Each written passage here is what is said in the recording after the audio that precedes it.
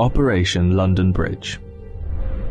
That's the code name given to the plan in place for the days and weeks after Queen Elizabeth II's passing. The Queen has been sitting on the royal throne since 1952. That's the longest reign of any monarch in British history. And during that time, she's seen over a dozen UK Prime Ministers, nearly 20 Summer Olympics, and over half a dozen popes. The Queen is the cornerstone to the Commonwealth, the patron to almost 600 organisations and charities, and plays a pivotal role in the UK's alliance with many countries. So her passing will bring about a lot of change. Not just for the United Kingdom, but potentially the world.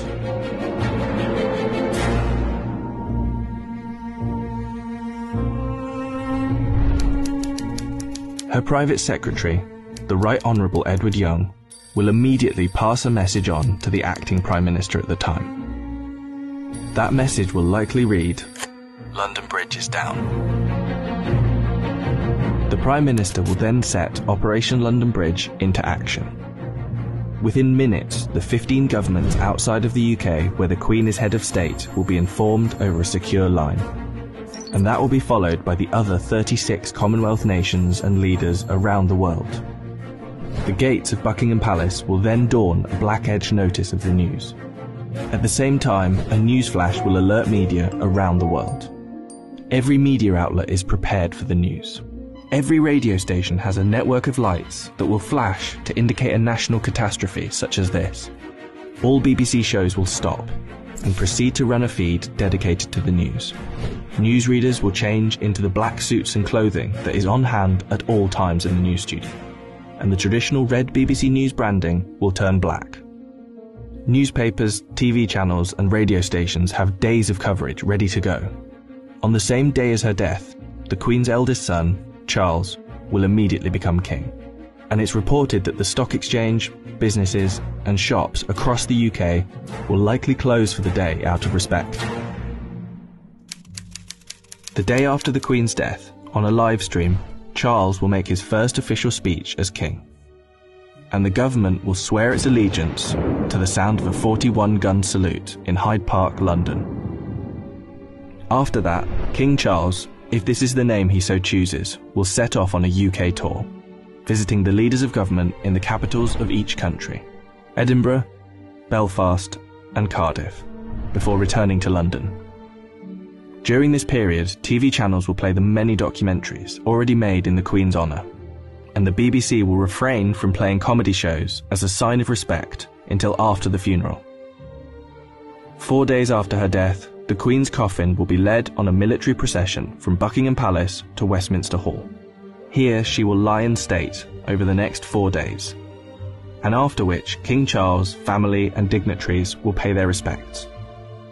Then the doors will open to likely hundreds of thousands of people queued up outside.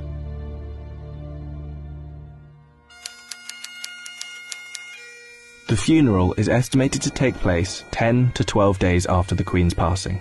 But one thing is certain, the day of the funeral will be an official bank holiday for the whole of the United Kingdom. The stock exchange will close for a second time in under 2 weeks, and many businesses will follow suit.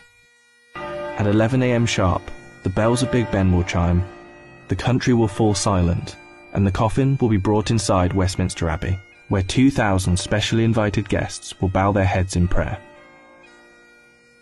After the service, the coffin will be taken to Windsor Castle, and then finally to St George's Chapel, where Queen Elizabeth II will likely be laid to rest next to her father, King George VI.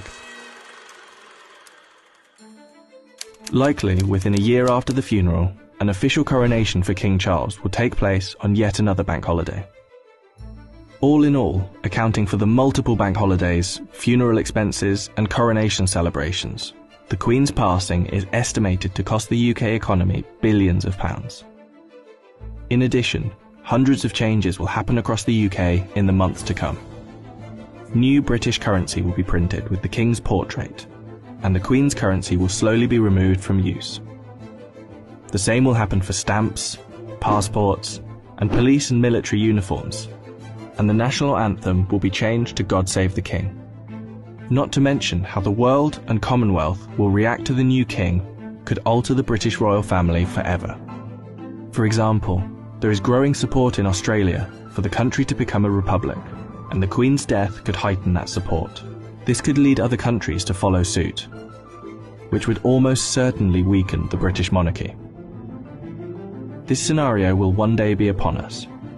Operation London Bridge will be triggered, and arguably the biggest funeral of our lifetime will be witnessed around the world. This will be the end of an era.